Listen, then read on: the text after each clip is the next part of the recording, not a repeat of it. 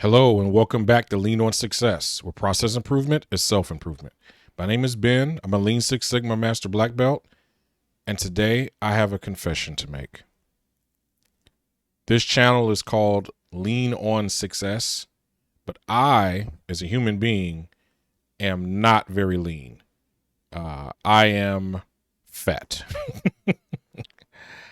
Classified from a BMI standpoint as morbidly obese. And I want to do something about that. So I'm going to be starting a new series that will debut every Monday called Lean on Success Gets Lean. And the purpose of this series is for me to share with all of you my weight loss journey. This chart will be a running tab of my weight loss journal. I will document everything that I eat and drink every single day for an entire week. At the end of that week, I will then post those totals to compare what my performance has been from a weight loss perspective. So as you see, I've already populated some information here, along with some examples I'm going to go through in a minute. I've already populated my starting weight for today, March 27th, at 298 pounds. I'll go through these numbers in just a moment. So as I complete my charts each week, I'm going to post my totals from a points perspective, which I'll explain in a minute, how many ounces of water I drank for that week, how many minutes of exercise I did that week, along with my stress level. Now, here's how I'm going to measure those things. So everything that I eat, I'm going to count servings to make it simple in 100 calorie increments. So for example, if I eat 3 large eggs, that is approximately 200 calories. So I will count those 3 eggs as 2 servings. Now, each of those servings will be given a point value based on its contribution to my weight. So low point values means that they're good for weight loss. High point values means they're bad for weight loss. So for example, as we speak, I'm currently drinking black coffee. That will be given a 0 point contribution because there's no calories in black coffee, virtually no calories. And that is a positive contribution to my weight loss. Anything else like leafy vegetables that have low or no caloric intake will also be counted as 0. So what will happen is that as I'm eating food, I will document how many servings of that food that I've eaten. So I'm going to put my black coffee here. I'll go ahead and put it in now.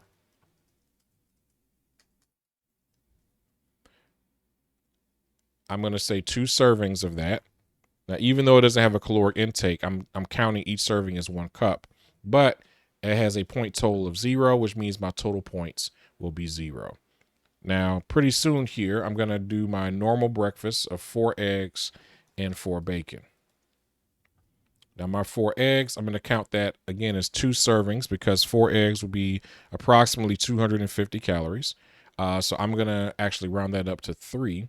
And I'm going to assign it a point value of 1 because eggs have a positive contribution towards my weight loss according to the particular diet that I'm doing, which is a high protein, low carb type of diet. Now, when I multiply those together,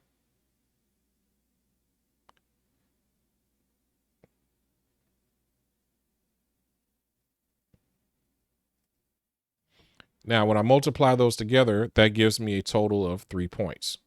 So that particular line item is worth 3 points towards my point total. So I'm still trying to figure out setting goals from a point standpoint. This is not that different from what Weight Watchers does. I'm still trying to calibrate that and determine what my ideal goals are for each of these line items. For now, though, I'm just going to document the points and then see how they contribute to my weight loss. All right, so going back here, so ideal foods towards the diet that I'm doing will be counted as 1 point per serving. So like things like avocado, lean meats like boneless, skinless chicken breasts, etc. Anything that's a near ideal food, so things that are generally good but has a fat content that I want to watch out for that I don't want to eat too much of, will be given 2 points. These would be things like bacon and olive oil. 3 will be considered good carbs. So this is your whole grain rice, sweet potatoes, things of that nature. will be given 3 points per serving. And then anything that's an empty calorie, like a dessert or something I'm just eating because it tastes good and for no other reason, those will be given 4 points per serving. Now, my minutes are going to be exercise minutes of real cardio. So just general walking around my house, I'm not going to count that as real minutes. Minutes will only count when I'm doing activity that elevates my heart rate. And my primary instrument for this will be my treadmill that's in my office. The last thing I want to measure is stress. This is another thing that I'm going to be calibrating, and it will be somewhat subjective. So, if I'm having a normal day, which is a normal level of work stress and or home stress, I'm going to count that as a 2. If it's a mostly relaxing day where I'm, primarily doing activities that I enjoy or resting more, I'm going to count that as a 1 from a stress level. Challenging days will be a 3. Rough days will be a 4. And the reason why I'm doing that is twofold. Firstly, we know that there's a correlation between stress levels and the amount of cortisol that your body creates, which actually can inhibit weight loss. So I want to examine whether my stress level is impeding my ability to lose weight. The other reason why I'm measuring stress level is I know for me, when I'm experiencing unusually high stress, I tend to cope by eating empty calories. So I'm also going to be tracking this data to see if there's any correlation between the amount of stress that I'm feeling and the amount of empty calories that I'm eating. I want to see if there's a correlation there so that I can determine whether there's an adjustment I need to make on the stress side that'll help me on the other aspects. I'm going to measure my weight every Monday by 7 a.m. so that I have consistent weights. And the last thing is, I think this is very important. My particular scale has a tolerance of 1%. So what that means is I weighed in today at 298 pounds. That was the nominal measurement of my weight. But my particular scale can be off by as much as 1%. So that means that my actual weight, when I weighed myself in, could be anywhere between 295 pounds and 301 pounds. What this means is, as I start to track my weight loss, I don't want to just pay attention to what the scale says. I also want to measure the tolerance of what my actual weight could be based on the scale's error. So for example, if I come in week 3 and I measure 292 pounds, if that's the number that's on the scale, I will know at that point that my actual weight is between 289.1 and 294.9. So it's only at that point where my highest possible weight at that week is lower than my lowest possible weight when I started. Only then can I declare that there's a statistical difference in my weight loss.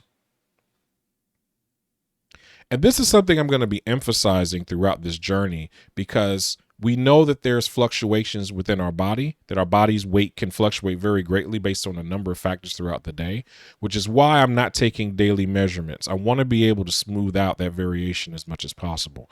I think it's also important to point out that our scales are wrong, right? Unless you've got a very precise instrument that you're using to measure your weight, your actual weight can fluctuate by as much as 1% based upon what that reading says, which is why it's important to take consistent measurements over an appropriate period of time to be able to track what your progress truly is.